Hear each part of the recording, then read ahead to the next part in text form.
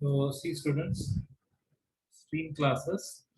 So in Java, stream classes, that is stream-based input output, is built upon these four abstract classes: input stream, output stream, reader and writer.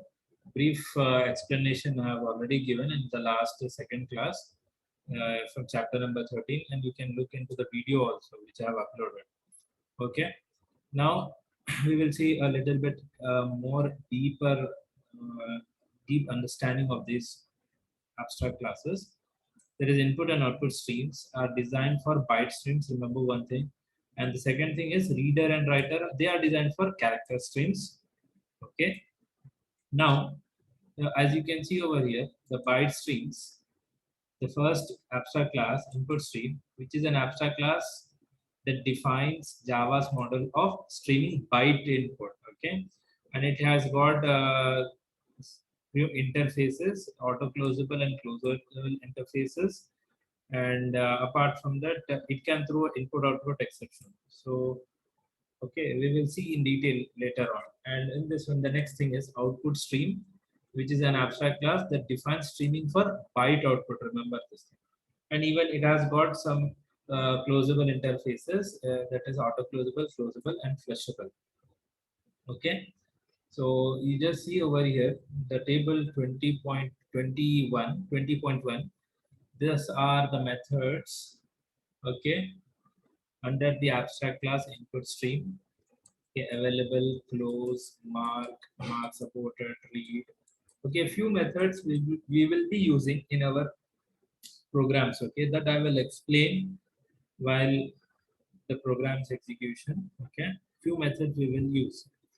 Okay, mostly read and this one, read buffer, then read buffer offset num bytes. Okay, and you can see these are the methods which are used when you are going to deal with output stream: close, flush, write buffer, then again write buffer offset numbers. Okay, so now see here, there is a class under this abstract input stream class, file input stream class. What it will do is it will create an input stream. With the help of this, you can read bytes from a file. Okay, and it has got two constructors. One is the file path, and the other one is the object. Okay, and they can throw file not found exception. Okay, you have to handle it with try and catch. Whenever any constructor, any class, if it is throwing exception, you have to use the try and catch, which I have explained in exception handling concept. And the next thing is, you see, this is an example below. The following example creates two file input streams that use same disk file. Okay, over here, file input stream. Okay, so f naught is an object which has got the constructor with the parameter as one file, some file autoexe.bat. Okay, and you just see over here the next example. Okay, this was for file input stream, but you see the next example, these two are together. Okay, so there is an object to file, and the constructor has been given with a particular file, and if you want to read the data from that file, what to do is you can write in this way also. Okay, directly you can specify over here the object. Either what you do, just directly write like this, or write in these two steps. First, to the class file, create an object with what kind of a file, and to that you attach a input stream, file input stream. Okay, straight away students, what I want to do is I want to move away with the program itself so that you can understand it clearly. Okay, so what is the name of the program? File input stream demo. So this is the program, and let me open the command prompt.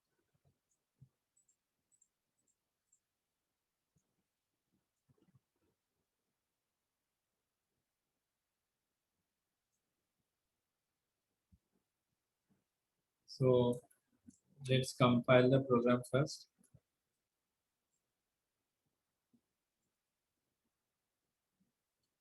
Java C file input stream.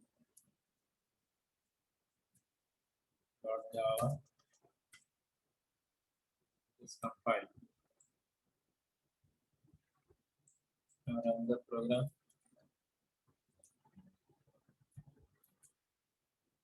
See here.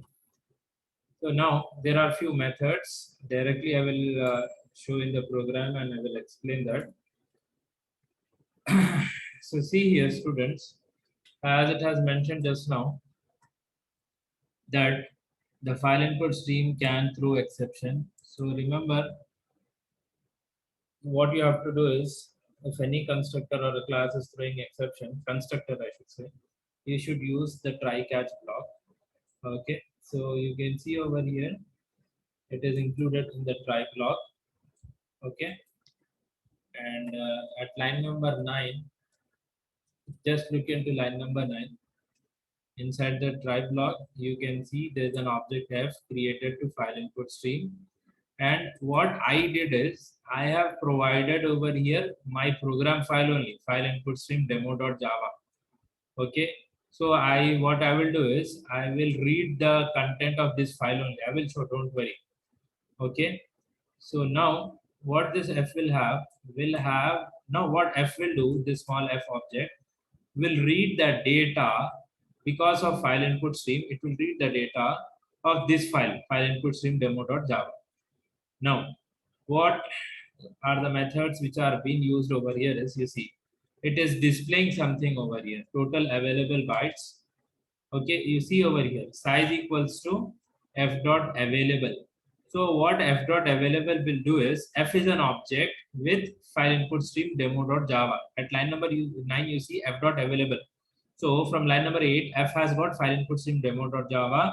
So f dot available means on file input stream demo.java, an available method will be invoked.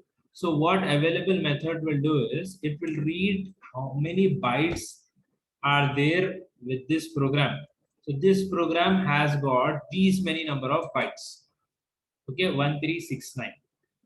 Okay, so f available is one of the method which is available in input stream class. So you can see over here.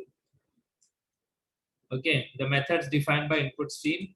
What it is doing is, here returns the number of bytes of input currently available for reading. Means over here f has got the input of file input stream demo.java. On that available, how many bytes are there? These many it will calculate and it is showing.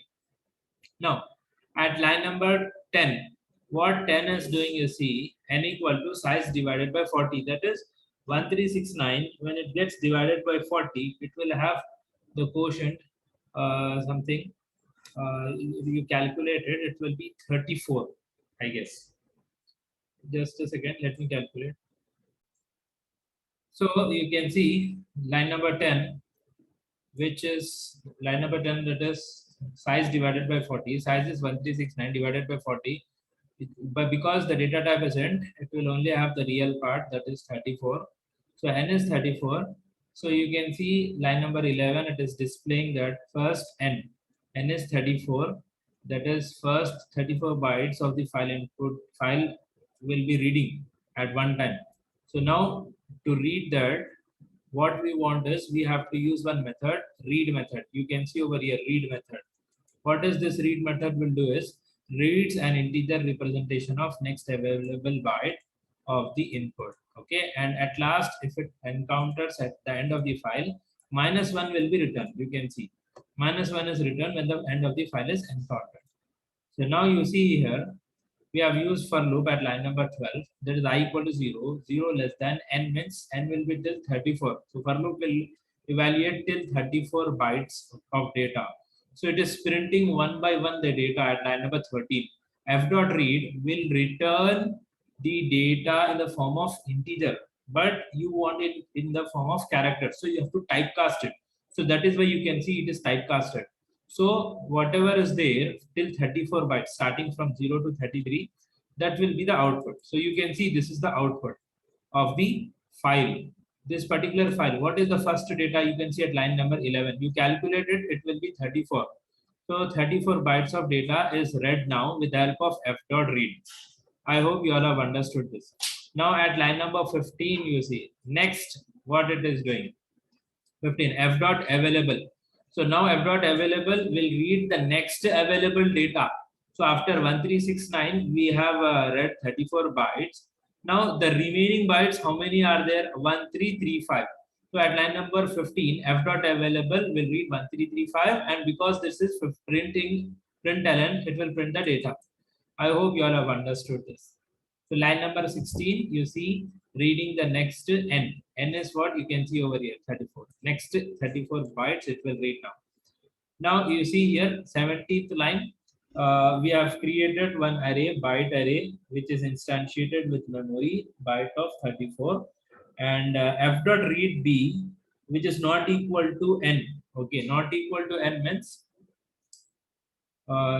it will evaluate the condition. Okay, it will evaluate the condition over here. So that is false. So what it will do is it will come to the next point, that is 21st line. Now it is instantiating, that is, it is creating a memory. Now you see over here, there are three parameters. I will show you.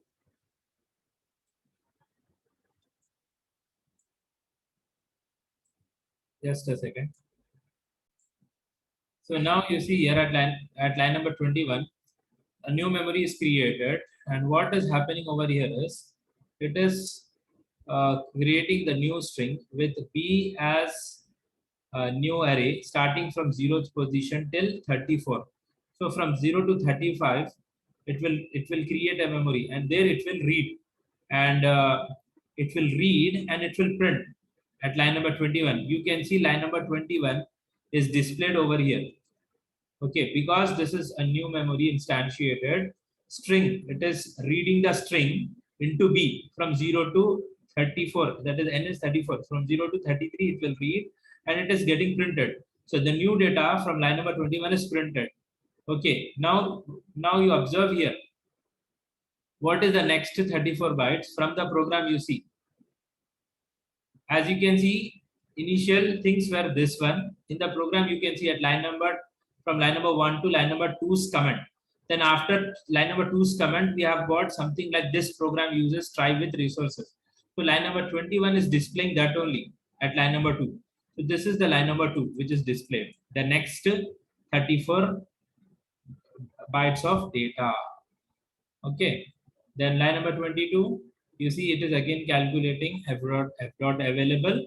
After the 34 bits have been read, we are left out with 1301. So you can see 1301 at line number 22.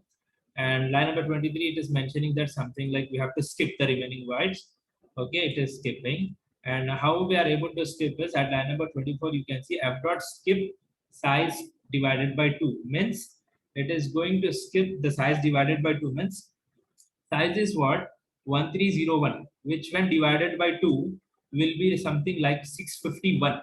Okay, so now what this f will have at line number 24, f will have 651 data available. Okay, you just see the method skip over here. You can see in the textbook skip. What it is doing is it will ignore, that is, it will skip the number of bytes of input and will have the remaining bytes of input and returning the number of bytes actually ignored. Okay, so what is happening over here is this f dot skip size of 2 will skip the remaining data. Okay, remaining data it will skip. Okay, how many? 650 bytes is skipped from the program. Okay, then the next thing is yeah, just a second. It is skipping 651. Okay, then you can see over here the next remaining bytes. What it is doing over here is line number 25, it is displaying how many is still available after skipping 651. Sorry, 650. No, one of the student has given me a message 650. So from 1301, what will happen? F dot skip size divided by 2 means f dot skip of 1301 divided by 2. It will skip 650 data. Remaining is 651. So line number 25, it will give you how many still remaining. So 651 that is. Then line number 26, reading n by 2. Now, n by 2 means the remaining, what is n actually from the above program? We have got somewhere, no, over here, from here, the updated value of n is 34 only. So that 26th line will have 17. That is 34 divided by 2, that is 17. So that is the thing over here. And again, the if condition, which is n by 2 not equal to n by 2. If we calculate this, this will be false. So if condition will fail over here. And again, what will happen? Over here, 30th line, it will create a new memory and display the data from the program. Okay, it is displaying some message. This program use equal to n. Okay, and yeah, till system.err. Just check where is that.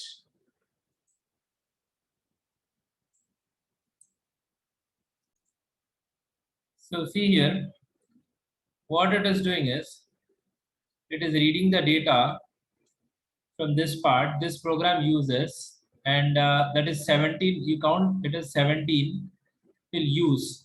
Okay, so this program use these are 17. You just count from here. This program use 1 2 3 4 including space 5 6 7 8 9 10 11 12 13 14 15 16 17 equal to, till equal to, it is 17. Okay, so from here this program uses 17. It is reading. Why? Because it has mentioned over here system.out.println reading 17, that is n divided by 2, 17 into the end of the array. So after that, what is happening? The remaining 650 data will be skipped. Okay, so from here till here it will be skipping, and you see over here after that 650, it is from 18th line equal to n and opening brace system.err. So this 17 bytes again will be read. Okay, so that it is displaying over here from line number 30. It is displaying 17 till here. This is the 17 bytes of data. Okay. Why? Because b dot length means 34. B dot length means 34 it is. And the remaining it is this one. The remaining is from here till here. Okay, students. Then line number 31, f dot available. Okay, from 651 you have read 34. Remove that 34. From 651 you have read 71. Remove that, sorry, 17. Remaining will be 634. That is this. I hope you all have understood.